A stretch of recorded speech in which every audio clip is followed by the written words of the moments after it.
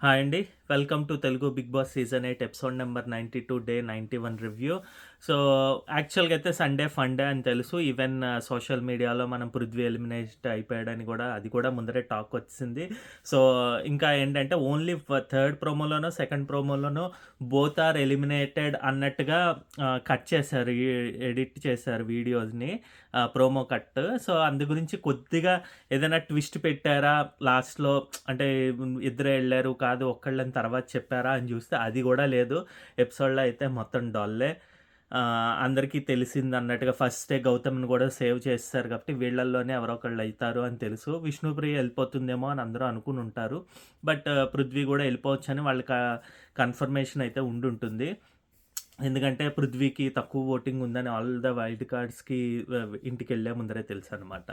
ఇంకా సో, అందు గురించి ఏంటంటే పైన ముందర ఎపిసోడ్‌లో ఏం జరిగిందో చూద్దాము. గేమ్స్ ఆడించారు. దాంట్లో గౌతము, ప్రేరణ, నిఖిల్ అలాగా ఇంకా నబిల్ వీళ్ళు ఇలా వరుసగా సేఫ్ అవుతూ వచ్చారు. దాని తర్వాత విష్ణుప్రియ అండ్ ఆహ్, పృథ్వీ ఏమో యాక్షన్ రూమ్‌లోకెళ్లారనమాట. మధ్యలో ఏమో ఒక బుక్స్ టాస్క్ పెట్టారండి. అది ఎవరికి డెడికేట్ చేస్తారా అని చెప్పి. సో, ప్రేరణ వచ్చేసి అవినాష్‌కి ఎక్స్‌ట్రాలు చెయ్యకు అన్నది. చేయకుండా ఉండడం ఎలాగా అన్నది ఒకటి డెడికేట్ చేసింది. ఇది కొద్దిగా కరెక్ట్‌గానే అనిపిస్తుందేమో. బట్ అంటే మిగతా వాళ్ళతో పోలిస్తే అక్కడ తనకు గాని లేకపోతే ఇంకా అంటే వీళ్ళు వాళ్ళకి, వాళ్ళు వీళ్ళకి ఇచ్చుకుంటున్నారు కాబట్టి ఇంక వాళ్ళ ముగ్గురిలో తనకే ఇవ్వడం జరిగిందనమాట. నెక్స్ట్ గౌతమ్ ఏమో నిఖిల్‌కి సరైన కారణాలతో నామినేట్ చేయడం ఎలా అని చెప్పి ఇవ్వడం జరిగింది. ఇది గూడా మనం తెలుసు నిఖిల్ అలాగే చేస్తాడని చెప్పి. సో, గౌతమ్ అయితే అది ఇచ్చారు. కరెక్ట్‌గానే అనిపించింది. రోహిణి ఏమో పృథ్వీకేమో గౌరవిస్తూ ప్రవర్తించడం ఎలాగా అని చెప్పి నేర్చుకోమని చెప్పి ఇచ్చింది.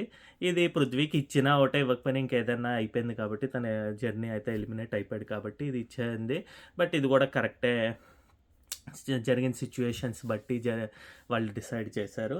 నెక్స్ట్ ఇంకా అవినాష్ ఏమో విష్ణుప్రియకేమో బ్రెయిన్ వాడి ఆడటం ఎలాగా అన్నది ఇచ్చాడు.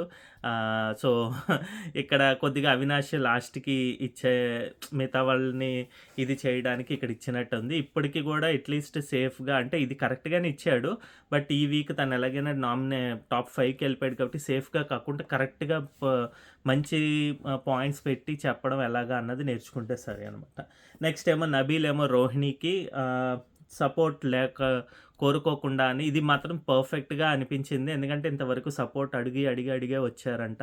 మనం చూస్తూనే ఉన్నాం. ప్రతి ఆటలోనూ నాకు సపోర్ట్ చేయండి, నన్ను ఇది చేయండి అని అడుగుతూనే ఉన్నారు. ఈమె మాత్రం కొద్దిగా తక్కువగానే చేస్తారు. సో, అది నాకు యాప్ట్‌గా అనిపించిందనమాట. ఇంకా పృథ్వీ ఏమో అవినాష్‌కి సేఫ్ గేమ్ ఆడడం ఎలాగా అని ఇచ్చేశారు.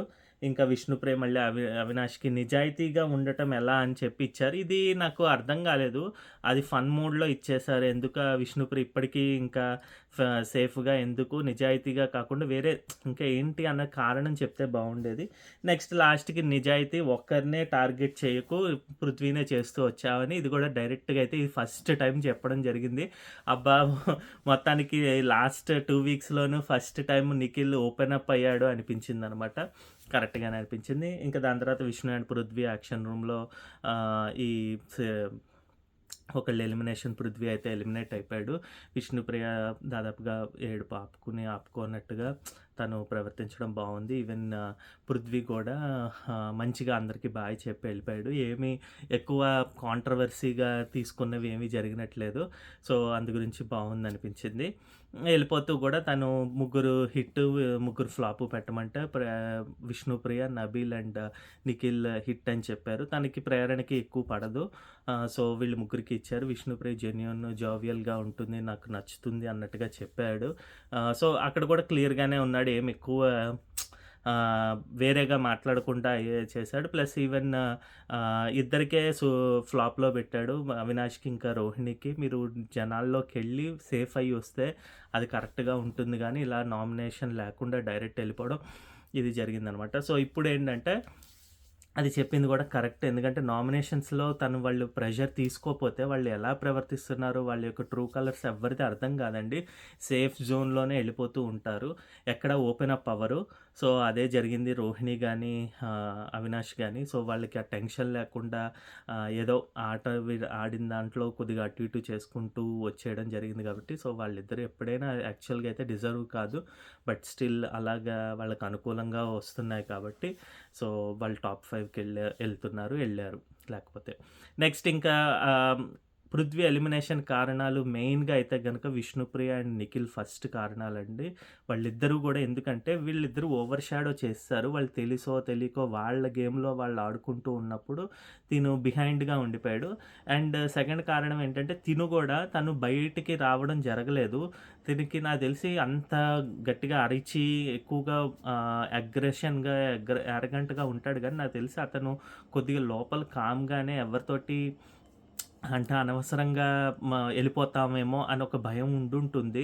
10 సార్లు నామినేషన్స్‌కొచ్చినా గూడా తనకు ఆ ధైర్యం అయితే రాలేదు. ఎందుకంటే వీళ్ళు బిహైండ్‌గానే ఫ్రెండ్‌షిప్ అవ్వనివ్వండి, లేకపోతే బ్రదర్‌హుడ్ అని చెప్పి ఏదన్నా అనుకున్నా గూడా, ఆ ముసుగులోనే ఉండి ఆడుకుంటూ వచ్చాడు. ఒక సేఫ్ జోన్‌లోనే తిను గూడా వీళ్ళకి ఎవ్వరికీ అగెయిన్స్ట్‌కి ఎళ్ళకుండా క్లాన్ వర్సెస్ క్లాన్ పెట్టినా గూడా ఎక్కడా గూడా ఒక్కసారి గూడా ఆలోచించకుండా వీళ్ళకి కాకుండా వీళ్ళకి చేయాలి అనుకోకుండానే వచ్చాడు. అట్‌లీస్ట్ ప్రయాణతో గొడవైనా గూడా లేదంటే యష్మితో గొడవైనా వీళ్ళందరితో గొడవైనప్పుడు గూడా తను గ్రడ్జ్ కిందే ప్రవర్తించాడు. అంటే వాళ్ళు నన్ను నామినేట్ చేస్తే నేను తనని నామినేట్ చేస్తా అన్నట్టుగానే ఉన్నాడు. ప్లస్ ఇంకోటేంటంటే నిఖిల్ ఓటింగ్ లేకపోతే విష్ణుప్రియ ఓటింగ్ తోటే ఇంతవరకు సేఫ్ అవుతూ వచ్చాడు. మనం ప్రతిసారి చూసాం యారగెంట్‌గా అరిచిన రోజులు గూడా ఉన్నాయి. అప్పుడు నామినేషన్‌లో లీస్ట్ వరకు ఎళ్లి అప్పుడు పోతాడనుకున్నప్పుడే దాదాపుగా నిఖిల్ లేకపోవడం, లేకపోతే విష్ణుప్రియ లేకపోవడం, లేకపోతే ఇంకోళ్ళు తినకన్నా లీస్ట్ పెర్ఫార్మన్స్ ఉన్నవాళ్ళు లైక్ హరితేజ గాని ఎవరైనా వచ్చుంటారు. నైని, పవని గాని వచ్చుంటారు.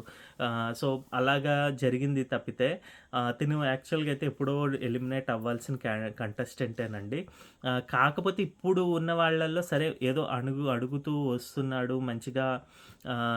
ఇప్పుడు మారిన క్షణం ఇప్పుడేమైందంటే తిను ఓవర్ టార్గెట్ కొంతమందిని చేయడం వల్ల వాళ్ళు తిన్ని చేసినా కూడా తిను అయ్యేసరికి అక్కడ అవతల వాళ్ళు కొద్దిగా తినకన్నా బలం తక్కువ వాళ్ళు అనేసరికి వాళ్ళకి సింపతి యాంగిల్ కలిసొచ్చింది. తినకు అది కలిసి రాలేదు. సో, అలాగ తిను ఎలిమినేట్ అవ్వడం జరిగింది నెగటివిటీ తోటి. ఇంకొద్దిగా పాజిటివే వచ్చేది. తిను ఔట్ సైడ్‌కొచ్చేసి నిఖిల్‌ని గానీ లేకపోతే ఎవరు విష్ణుప్రియని గానీ ఎగెయిన్స్ట్‌గా ఎంచుకొని కొద్దిగా నామినేషన్స్‌లో పెట్టి ఇలా చేసుంటే గనక ఎగెయిన్స్ట్‌గా ఎళ్తే గనక తను గ్యారంటీగా టాప్ 5, టాప్ 2లో గూడా ఉండే క్యాండిడేట్ అండి. తిను ఆడిన విధానం, టాస్క్‌లు గెలిచిన విధానం గెలవడం కాదు, టాస్క్‌లు ఆడిన విధానం గానీ, లేకపోతే గేమ్ ఆడిన విధానం గానీ ఎక్కువ తెలివుంది. జెన్యూన్‌గానే ఉండేవాడు.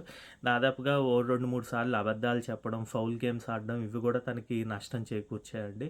సో, అందు గురించి ఎలిమినేట్ అవ్వాల్సొచ్చింది. బట్ గుడ్ క్యాండిడేట్ తన యొక్క వాళ్ళ ప్రెజెన్స్ వల్ల టీఆర్‌పీ రావడం, ఎపిసోడ్స్‌కి ప్లస్ అవ్వడం జరిగిన రోజులున్నాయి.